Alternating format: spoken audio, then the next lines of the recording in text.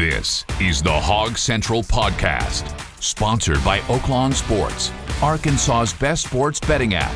Bet with the brand you trust. Bet with Oaklawn Sports. And now, here's your host, Steve Sullivan. Welcome to the Hog Central Podcast. Pleasure to have alongside me the former team captain, David Bazzel. No touchdown club today. Feels great, but listen, we had other stuff to fill the gap. You had Arkansas's newest multi-millionaire, Ryan Silverfield, and what a deal. Life-changing money. 5 years, $33.7 million. He called us a Morning Mayhem this morning on the buzz and hit the ground running and said all the right things, Steve, that you're supposed to say. And, going to win now, going to do all the things, very personable. And, it was sharp. So he sounds like he's doing all the right things. The whole press conference not until Thursday is a weird deal. Weird the fact that we're doing interviews with him and he still hadn't even had his press conference. It's, so that will come Thursday. And everyone else is having their press conference. Yeah, there'll be multiple press conferences today. I'm not sure why we're doing it Thursday. We'll find out. But I guess there's some reason. I can't figure out what it is. Two things I liked about his visit with you. A, no excuses to win now. Yeah. And he has hit the ground running. One of the things that we have not been successful with the last few years is in-state recruiting. Now, you can say, well, because it's not as important. Fair to say that, but the other thing is that we had the top 5 recruits were going somewhere else, and so he's already got some committed. Flipped 2 4-stars. Bryant T.J. Hodges, Ja'Cory Smith, and then Danny Beals, who's a huge man over at Cross County. Yeah. And I think it says something. You should have players from your powerhouse program, Bryant. Don't you think, too, that appeals to the fans? Oh, yeah, we've been saying doubt. we don't see any Arkansas kids. So we've seen that a lot the last few years, and so good strategy. I know whether it will turn out good, I don't know, but that's right now fine with me. Yeah, one thing I liked about him, 2 indicators, I think, for both discipline and attention to detail are turnover margin and least penalty yards. Arkansas among the worst the last 3 years in both categories. Memphis among the best. Last year they were ranked second in the country in turnover margin and like 18th in least penalty yards. And I think that's something you get what you tolerate. Yeah, you bet. And him as a head coach, he does not tolerate those pre-snap penalties, those dead ball penalties. Remember, Sully, when we were in Memphis, I was really, we were sitting there. I was impressed with the way their defense played. It was maybe the best hustle of any defense I saw last year. I was like, wow, I wish we could get our defense to hustle and play hard like they did. So you're right. Maybe that's what he brings to the table is a disciplined bunch that plays hard and plays smart. And how did that game end? Yeah, they beat us. Of course, he's 4-0 against FBS teams.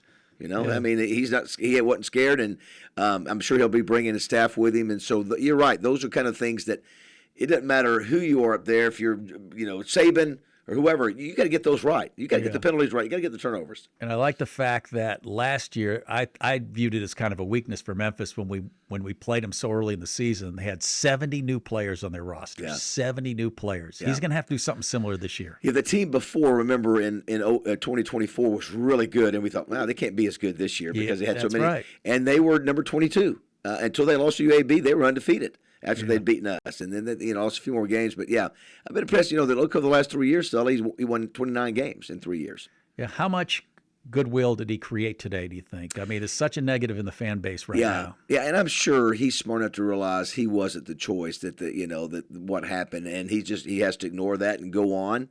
And there's still fans that aren't happy about it, and I get it. And I wasn't happy the way the thing worked out time-wise and who they got and all this. But the bottom line is he's the coach now.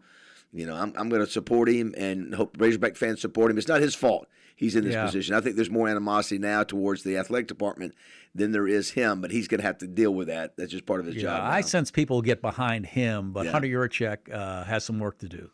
Yeah, I do. I don't think I can ever remember. I know Jeff Long had some negativity, but I'm telling you, it's everywhere you look now, and it's just accumulation. Sully, going back, 7 weeks to the touchdown club, and just all the things. And you're right, he is not well liked right now on the Hill. It's not going to help tomorrow when he's on national TV with the college playoff committee when he should be really introducing his new head coach at Arkansas. Yeah, there'll be 3 press conferences today by teams who have hired new coaches. And why in the world we're waiting until Thursday? He's doing our show. He did Bo's show today and making the rounds. It's like, why could we not have done that yesterday? Listen. What time we had a press conference by Bobby Petrino at 10:00. Yeah, that's at right. night. That's and exactly so right. why not do it late Sunday afternoon? Why not do it Monday morning before Hunter has to hop on the plane to Dallas? I don't know why. Maybe there's a reason. Nobody's told anybody why we're having to wait till Thursday, but the optics won't look good, with Hunter doing the national TV show Tuesday night and still having that press conference. Hunter doesn't seem very concerned about the optics these days. No, I don't think he does. I think it's probably caught up with him some. From a fan standpoint. Talk about the recruiting in state, because that's somewhere Sam Pittman failed. I mean, he really didn't make a concerted effort to invest the funds in keeping the kids in state. Yeah, I don't know if it was a money deal or a policy, because Sully, I think what they were realizing that they were spending time and money trying to get these high school guys, only to see them come in and leave after a year or not produce. Yeah. Not producing that. Let's spend our time and money on transfer portal, which I get that, but you need to have something local. And so he's realized, I think he's realized, hey, this is one area I can do that I think the fans would appreciate. Let's get some more Arkansas kids back on campus. Let's try to do a little development. Maybe he feels, Sully, he can develop some of those players a little bit better. Still got to get the transfer portal guys, but maybe that's his strategy. We'll truly be able to judge where he's at as a head coach when A, he hires a staff, and B, we find out who he gets from the portal. Yeah, I asked him about the coordinator positions, and the tendency is to bring who you've had. Yeah, and unless Memphis is going to hire one of them, I don't know, but it'll be interesting. He may bring exactly who he had. Let me tell you this, Sully. I'll never forget. They've got somebody on his staff that I thought was a head coach, and he was he looked like a wrestler, and I think I found out that was his offensive line coach. So I hope that guy gets to come over, because I'm telling you, he looked the part. But that'll be interesting to see the coaches he brings. Apparently he's bringing a strength coach, and I saw that. They've been together for 6 years, so that was kind of a no-brainer. Yeah. So you bring the guy that you think gets your players in the best shape. I think that's always a good move. Put yourself in his shoes. Started coaching when he was 18. Yeah. He's been in it now 27 years, and this is the reward. This is what you shoot for: the big contract, the life-changing money. Yeah, he's hustled. He made the point today. He didn't have a dad that would get him. It was a coach in the NFL. That was his effort to get in there, and he wrote 100 different D1 coaches to get a grad internship. No, only 2 people returned his call, and they didn't get it. He's worked his way up through up the ladder. And so, in high school, was a high school good player down in Florida. Played for the best high school coach in Florida history, a championship team. So the only thing he doesn't have on his resume, Sully, is a conference championship. That's the thing I hear a lot of fans go, "Wow, the guy's never won a conference championship for the AAC." But he's won games, against teams that you think you shouldn't win. So, like you said, he's earned his own way. He was in the NFL. Yeah. What's the value of 7 years in the NFL? Yeah, I think one is teaching technique and learning how to run a system. I think once you see the best of the best running it, he was with the Vikings, I believe, for 6 years. Once you've seen that work, I think you have an idea how you want to run things. Just like with Nick Saban. You've seen the best of the best. And that was, they may not have been a great franchise at the time, but at least he saw how to coach and how to run a team. He also saw what players want to get to. So he can say, listen, I was in the league 7 years. I've been there. I can help you get there. I can help you be successful. And he's had guys in the league. You can only judge coaching hires, say, 6 years down the line. Let's go back to the last time Arkansas was hiring. Remember the guys? It was Kiffin, Drinkwitz, Leach, and Pittman. And look at the way it played out. Kiffin knocked it out of the park. Drinkwitz, you can say the same thing. Leach was doing a good job before he passed. And Pittman overachieved to a degree that he lasted 6 years. Yeah. But we go this time, and I don't think you see a clear definition between the four difference between the 4 coaches.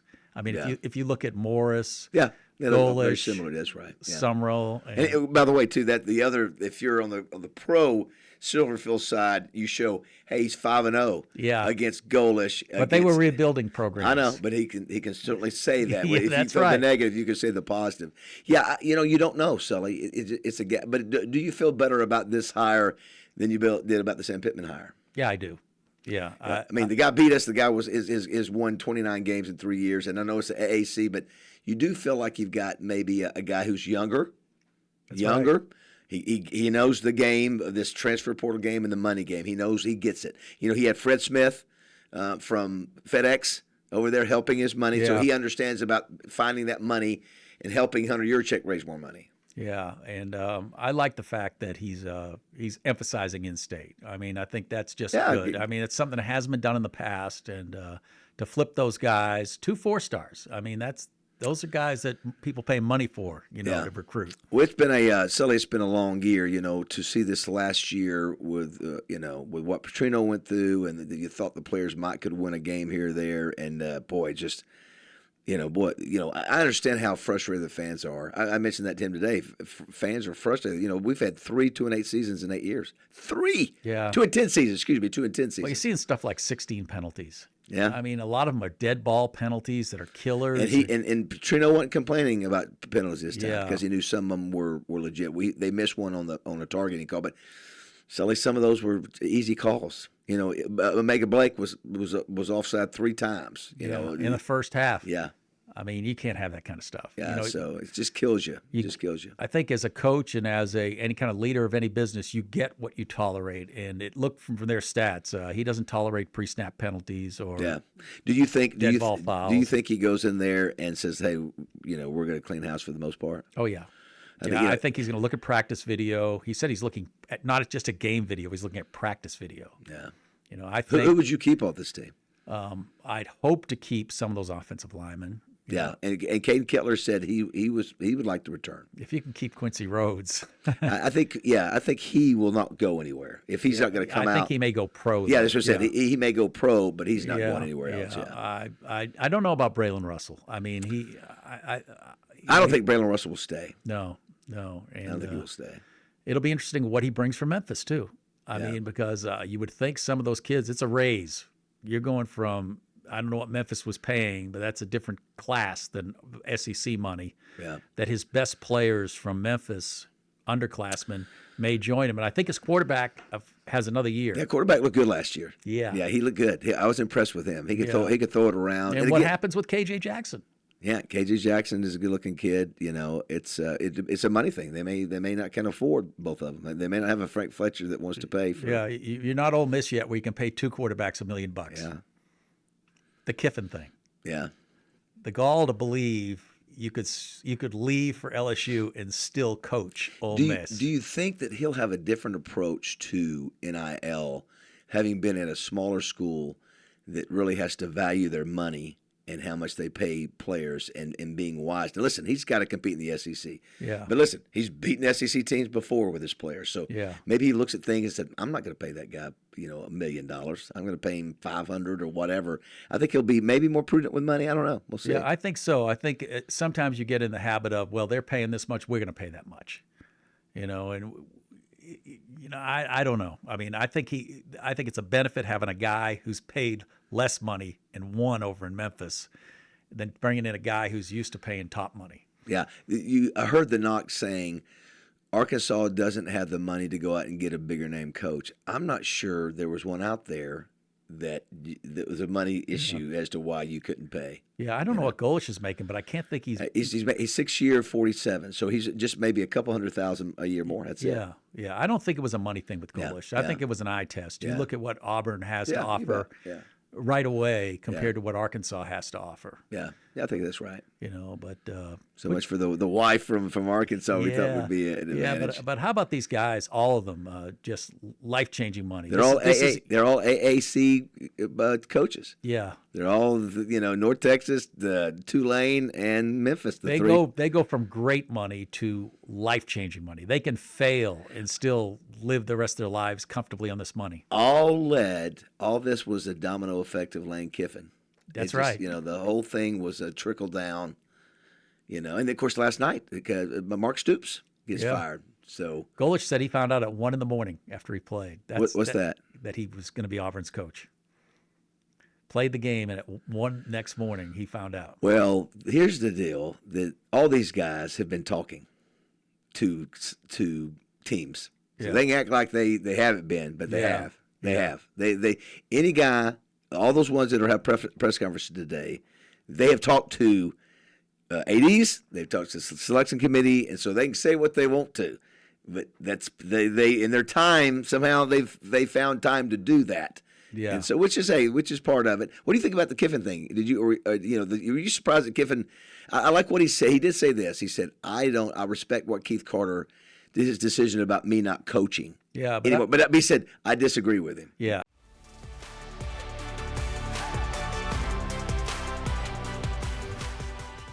Okay. I got my bet in on the next drive. Y'all? Yep. Whoever loses picks up the tab. You know, this Oaklawn Sports betting app is so fun to use, it might actually make watching these games with y'all bearable. Big talk coming from a fella about to lose this wager. Just need a field goal here and you'll be cooked, my friend. Remember our friendly wager. And it's good. Bet on any game all season long with Oaklawn Sports, Arkansas's best sports betting app. This is humiliating.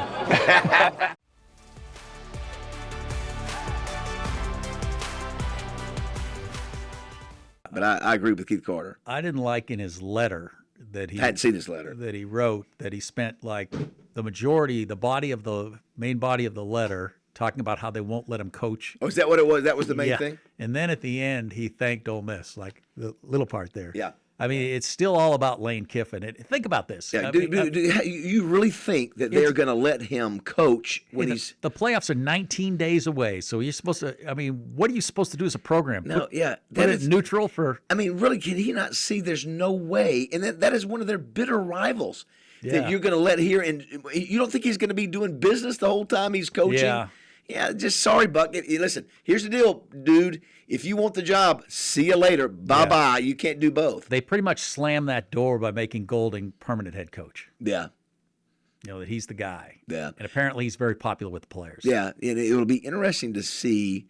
How many he poaches? Yeah. I think that's why they hired Golding, because they don't want an immediate drop off. Yeah. Oh yeah, he'll go after him. He's vindictive. I mean, he's gonna. And that's the guys he likes. It'll be interesting to see how many players he gets from Ole Miss. Yeah.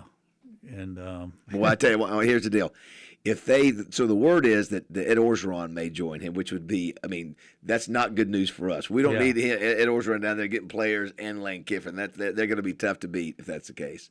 talk about this new class of coaches going in. They're all guys going up. Where you had, the last cycle, you had Leach, a proven coach, Kiffin, a proven coach, Drinkwitz to some degree.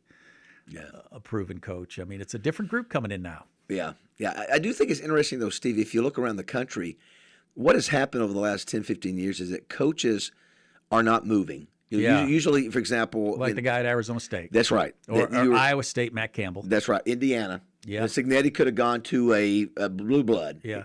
He could have gone to Penn State. He could have went to Florida. Yeah. And he says, I can make it work. I can win championships here. You look at Vandy, Clark Lee could have left. Usually if you're at Vandy, you leave. Yeah. But he says and plus they're making, all of them are making so much money. Yeah. It's crazy how much they're making. That's what surprised me about Kiffin. You're getting Jackson Dart from California. I mean, you're getting the recruit you want to Ole Miss. You're paying your backup quarterback $1 million. Yeah.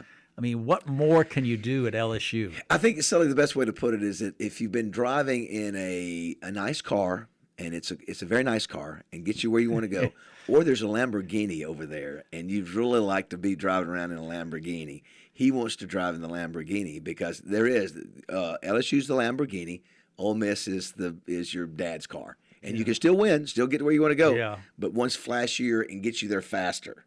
Yeah. So that's my analogy there. Yeah. Well, next year should be fun in the league. To see how these new coaches. Well, let's talk about that too. What a tough schedule Arkansas has. They have their normal tough Another schedule. Yurachek move. Why are you scheduling a home and home with Utah? Does he get credit for that one? Did I he think do that so. one? Yeah. I mean, that's a tough. What about game. Oklahoma State or someone that's I'm telling you, a lower Big 12 team? Utah is a tough program. Tough trip, tough game. Tough trip. They'll be tough to beat in Fayetteville. We did that to BYU. Remember, we went out there, beat them, lost at home. Yeah. But Utah is that Utah's coach, on a different level than the BYU. Although BYU's having an incredible season that's this right. year. That coach at Utah has done a great job. But boy, it just makes it tough. Oof. Yeah. Your new coach. Yeah, makes it tough. Also gets Georgia. The one plus he gets 5 SEC home games and 4 road games next year. Yeah, and nothing against Sam Pittman. I think we all like Sam, but it was time for a change. It was time for a younger coach to come in here. Let's see what he can do with money and transfer portal and all that. He's 45? 45, yeah. He's 45, and so Doesn't mean he's a better person or a better coach, but I do think when you're younger, you've been raised through your coaching career in different settings, newer settings. I think it does help. I think we needed that. Well, you're still now at 45. Your motor's probably is probably at its height right now. You're gonna burn that. You're gonna be working tirelessly to make this thing work. You see, he's got 2 babies. Yeah, Good twins. Lord. 10 months old. Wow, holy cow! Hey, they can get plenty of help with those babies. Oh, listen, they got enough money to pay for an army of babysitters. Yeah. I think for him, Arkansas, if he wins, could be a destination job as long as he wins. I mean, that's it's hard to in this league when you're at the Arkansas or in that middle of South Carolina, Kentucky, and it may change now in the NIL era. Yeah. Well, Sully, there's only so much he can control. He can't control how much money they get. Now, he can go out there and ask. Yeah. But what he can do, control the coaching aspects that you talked about, the things that have been killing us this year. He can make us better there. He can also do a better job of connecting with high school guys and making sure that we get the high school guys we want to get. So, there's some things that he can do that maybe he doesn't have 5-star talent. But you know what? When I look at Indiana, and I look at Vanderbilt, you think that their guys were 5-star guys? No, they just were smart with the transfer portal, and they got great coaching. So he can do that. I mean, a lot of people are, the odds are against him because, you look at who, I thought Florida made an equal high to what they did with Billy Napier. He's a similar type of coach. Mm-hmm. And then, Golish is a good coach. And, is he that much better than, I do like that he's found good quarterbacks at Memphis. That's one thing he's done. Last one was from, I think, Nevada Reno he found. And I do like when you go back to, if you search through his 6 years and look at, it's no accident that they're low in penalty yards and high in turnover margin. It's something they emphasize. And what happened at the end of the Arkansas game, a turnover, they win it. Yeah. Well, the other thing is, I think for most Razorback fans, and I get it, they looked at it and it looks like, all right, we were the last one. Yeah, we probably were. This was the last coach that was available, and that's true. I still, just would have loved to have seen what if with Gruden. I always will wonder. Yeah, why do you think not just Arkansas, that all the schools were? Well, there was a story yesterday that South Florida may be looking at. Well, it's just so much of an unknown, Sully. It's can he still do it? Can he operate? But any program that was, it looked like Arkansas was the one that was willing to go outside the box. Yeah, that's what I'm saying. Take that why risk. not try something? Yeah. What do you have to lose? Yeah. What do you have? You've been 2-10 3 times in the last 8 years. Why not? So that's the only thing I sort of regret that we didn't even try and watch him come back and do well. But listen, here's the deal. I'm not happy with the way the athletic department has run things, and said things over the last 3 or 4 months. But this is the head coach. I'm going to believe that he's going to do a great job. I'm going to support him. And I think if you're a Razorback fan, you have to do that. You don't have to, but I think it's the wise thing to do. Hey, giving your support, it's not his fault that he's walking into this kind of situation. He's got the opportunity. He wants this program to win. So we'll see what happens. And you could choose the messages you send out as a head coach. And one of the first he sent out was to high school coaches around the state. And then he follows it up the next day by wrapping up 3 players. And I talked to one of the coaches that's dealing with one of those players. What did he say? And he said, first the commitment, to get them to flip, but then you got to get the money right. Yeah. And you got the money right? Well, I think the money didn't have to be better than the other people. These kids want to play. Maybe just attention. They want to stay in state. Maybe some attention. Yeah, they want to stay in state, and they want to be the ones that turn the program. And one guy apparently jumped a little early, but these kids are making high school money. This kid, for instance, his family doesn't have much money. Yeah. And they told him, you're going to be making X a month. You're going to be making more than me, and the coach is 48 years old. And that's a college freshman who's proven nothing on the field. Yeah, it's just bizarre. Listen, great that those kids have the chance to do that, but it's so ridiculous, this model that we have. It's almost like, well, just because I work at Walmart, we're going to pay everybody who works at Walmart a lot more money. But this shows you that these kids aren't staying in state because they're getting more money from Arkansas. It's because they want to play for Arkansas. Yeah. And, well, he can hit that nerve, and and I think Sam probably had a good relationship with coaches. Oh, definitely. But I think when you have a new guy that rolls in there, you can re-energize that connection and remind folks about. I mean, has that been on your mind at all? Kids from Arkansas playing in Arkansas? No. Yeah, and now these are kids from winning programs. Cross County's playing for a state championship. Bryant's playing for another state championship. These are kids who are used to winning. Yeah. And I think there's value, too, to finding even if a kid is like this kid at Robinson, Deuce Williams. Dad played in the NFL, Kevin Williams, for a long time. Yeah. Great offensive and defensive player. I don't know where he'd project in college, but he's just a great high school player that I think is going to bring value to some college team. And I think it might have been Justin Moore on our show. It's either Justin or Roger, but I think it was Justin that said, I think we do need to have the Grant Morgans and the Drew Morgans on our team. I mean, have all the other, measurable guys out there. Look at Diego Pavia. Have some Arkansas guys that play with pride and maybe play greater than what they are supposed to be. Yeah, and so I think there's value in that. And there'll be players like Amarian Harris that don't think of transferring, that get better each year, that stay because they have a history of playing for the Razorbacks and their family wants them to be Razorbacks. And they're not going to jump at the first offer they get from another school. Yeah. Well, it's we needed to turn the page. Yeah. We needed to turn the page. It's been you can make the argument, should they have made this move with Sam last year? That's another knock against Hunter, that first of all, the contract he did with Jimmy Sexton, did he have to do that? Did he have to go from whatever to $5.5 million or whatever it was?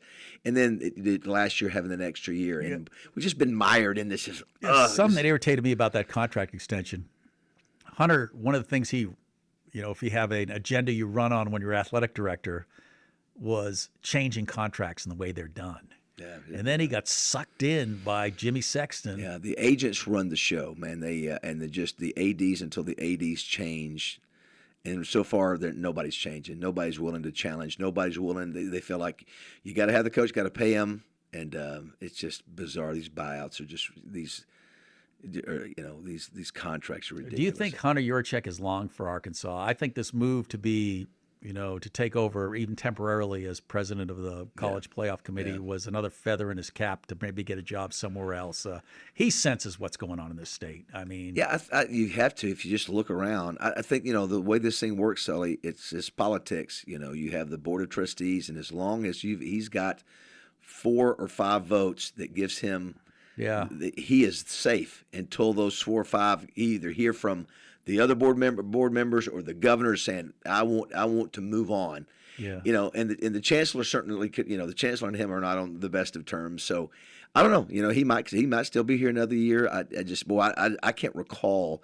And I remember those Jeff Long days. Yeah, I really believe there's some fatigue right now for out-of-state athletic directors. They're sensed to be out-of-state, out of touch. Well, we talked about it yesterday, Sully. It's just like, it's what I told Silverfield today. I said, Ryan, Coach, this is a small state. There are people here that want to help you win and want to help you succeed. The athletic directors, they seem to get up there the last 2 and feel like they don't need any help. They got it all figured out. Instead of, getting people to help and being exclusive, I've got all the answers. I'm not going to run anything past anybody. We've got this thing figured out. And I think in a small state like this, you need to have some Arkansas, blood up there. Yeah, I think not me. Yeah. Not me. I don't want to go up there. I don't want to be the AD at all. But I think there's others. Yeah, even someone like Kevin Scanlon, I think is Kevin a great. Scanlon, can I tell you who I think would be a positive? Give him a position. Let him live between Houston here. Nutt? No, Houston. Joe Klein. Yeah.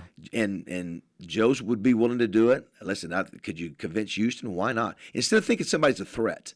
Yeah. Yeah, Tom Mars, the superstar attorney, had a great quote from somebody at Walmart about one of the biggest enemies of success for a leader is ego. So, don't feel like, think about, including the talented people that can help you. Yeah, how much goodwill just being around a Joe Klein. I mean, he's just a great guy. You don't think Joe Klein could walk in the door and help with NIL or something? Yeah. Are you kidding me? And he's willing to do it, or Houston Nutt. And some of the people we brought in for NIL were not good hires. I would not have nothing against those guys, but some of those guys I wouldn't have hired to work at the Buzz just because of certain skills you need to have when you're doing that.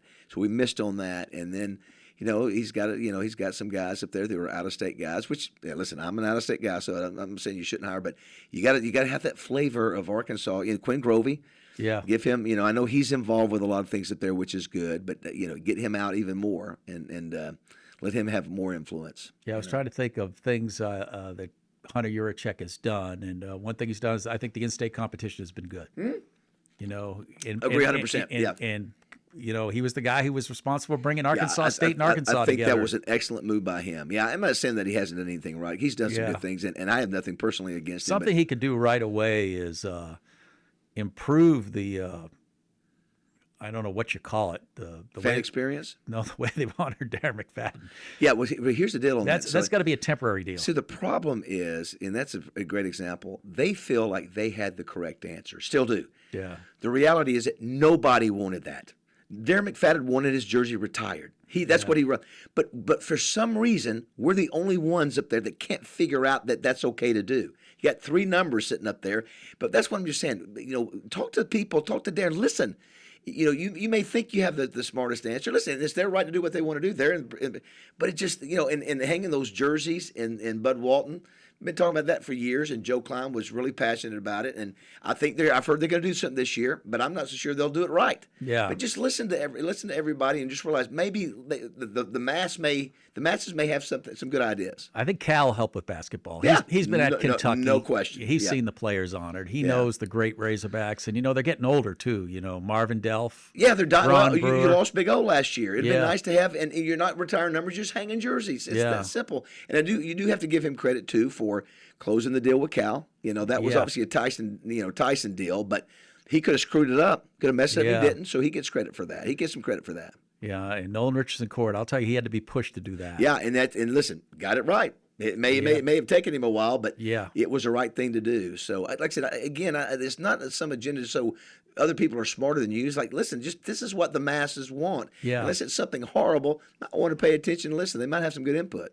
All right, and next step for Silverfield. How do you think he comes out of this as far as, you know, are we going to judge him differently after he hires his coaching staff? And yeah, I wouldn't expect he might throw a big name out there that we're not expecting, maybe as a DC or because you think that there's a good chance that maybe one of the coordinators will be promoted in Memphis. I don't know how many of those guys on the staff have been with him the entire 6 years. Either. It'd be hard to say goodbye to a guy who helped you for 6 years land that job and then say, hey, you know, I'm going to the big leagues, but you're not coming with me. Yeah, so I'm not expecting a big splash when it comes to that, just because of what you just said. Yeah, I think the portal's going to be interesting. What kind of guys can they attract to Arkansas? Yeah, all I know is that they're well coached, so that's a start. Yeah. And so let's just see if he can upgrade his players from what he had over there because we're in the SEC and maybe have more money. Yeah, great players come from all different places. Yeah. Look at the Texas Tech quarterback. He wasn't even North Texas quarterback. He wasn't even a high school starter in Texas. He walked on. Yeah, there are guys out there. You have to be smart. You have to be great at evaluation. I think, listen, that's one of the problems with what happened to us. I don't know who Sam Pittman had evaluating on defense and all that.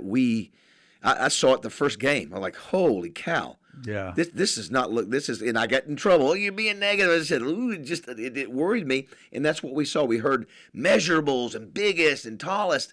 And what about football? Experience, old. Yeah. What about football IQ? Yeah. Lord have mercy. There was one play that kind of summed up the year for the defense. Yesterday, Saturday? Yeah. The guy ran through the middle and had 5 guys hanging all over him? Yeah.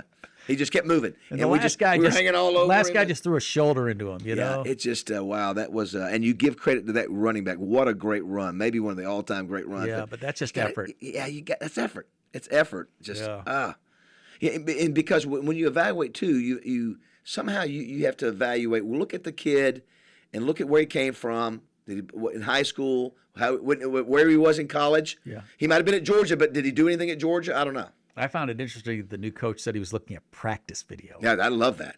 It's not just game video, practice video. video. I love that. I did not hear that, I love that. Yeah, that's outstanding.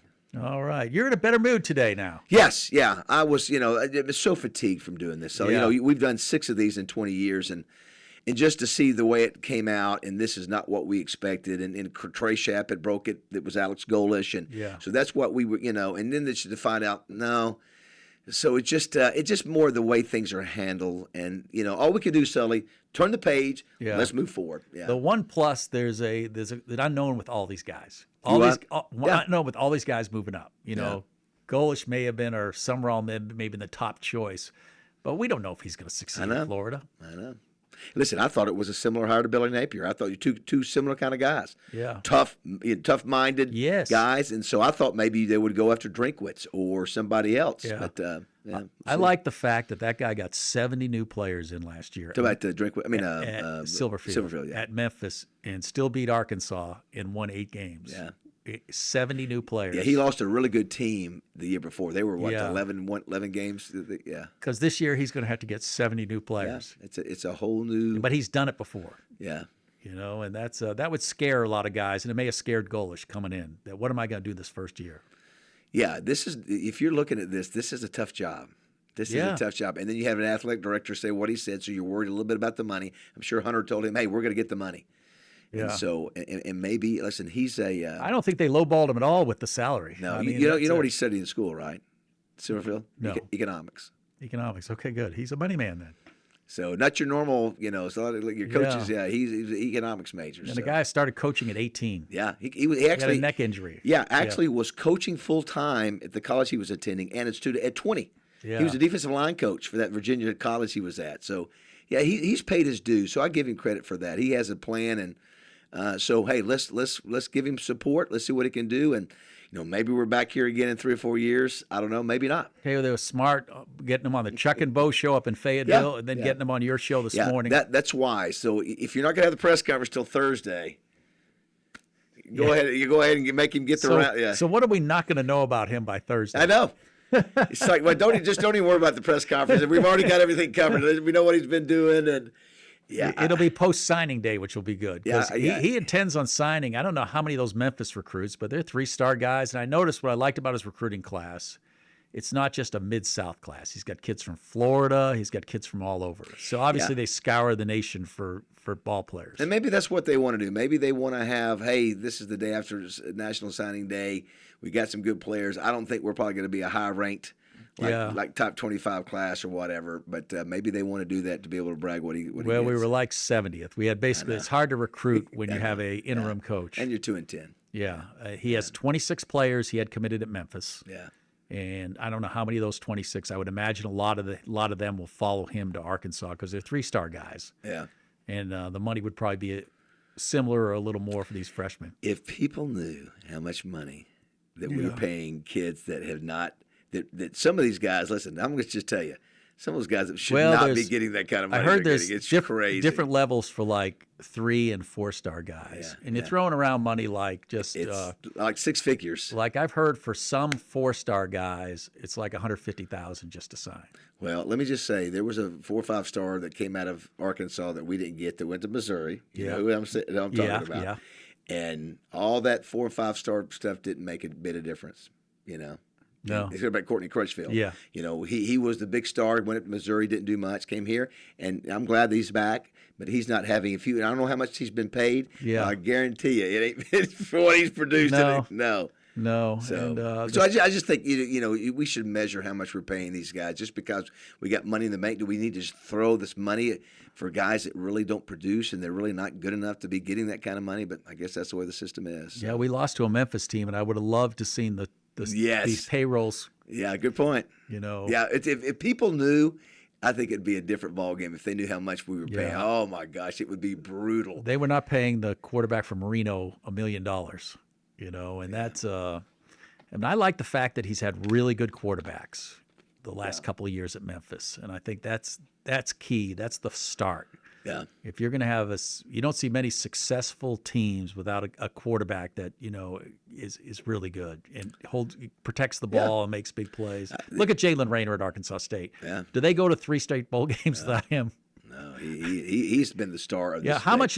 Them and Harding. He at Arkansas State and the Harding football team. But think if he doesn't, how many games has he made the difference in? He is the difference maker in 3 of those wins this year. If not for him, with 1 minute to go, he drives the length of the field three different times. Yeah, well, I appreciate you work on this podcast this year. Yeah, it's been fun. I do want to thank Oaklawn Sports. It's been fun, and I've not had a good year, much like the Razorbacks. I've not had a good year in my picking games. It's so tough to pick. You know what, Sully? I think the parity makes it very tough now. In college, Oklahoma LSU, I thought that'd be no game. Yeah, it is bizarre. I was great last year in my percentage, like 65 or 60%. This year, not so much. But download the Oklahoma Sports app. It's a lot of fun to see if maybe you can get them right. But thank you for their sponsorship. Did you talk to Silverfield this morning about your bad bet on the who was it? No. They were 20-point favorite. They lost. Who's that? Oh yeah, I bet them. You should have told him today. I picked them. I picked them over UAB, and they got beat by Alex Mortensen. So yeah, he was smart. He came out and said, "Yeah, I've heard about your game against Bo Jackson." Yeah. So that was smart. So somebody fed him some good information there to have some fun. I thought he was good this morning. Yeah. I tried to listen to as many of his media appearances, but he said all the right things. Hey, think about it. He just signed a 5-year, $33.7 million contract. Yeah, going back to when he was a high school, basically a 20-year-old trying to find a place to coach, and look what he's done. So it's a pretty cool accomplishment for him. Yeah, most coaches have a success story like that, especially one who wasn't, as he mentioned, the son of a coach. He had to earn everything he got. Yeah. So I wish him the best. I hope it's a success story. I do too. I think it would be great. If not, these fans have been through it, and it's no fun. But hopefully it'll be good. Hopefully it'll be a better ending this time. Yeah, I like the fact that he said next year, where he didn't say, we're gonna have to build this thing. And this guy had 70 new players in Memphis. Just remember that last year. He's been there, done that. So all right, thank you. All right, go Hogs. All right, thank you for tuning into the Hog Central Podcast.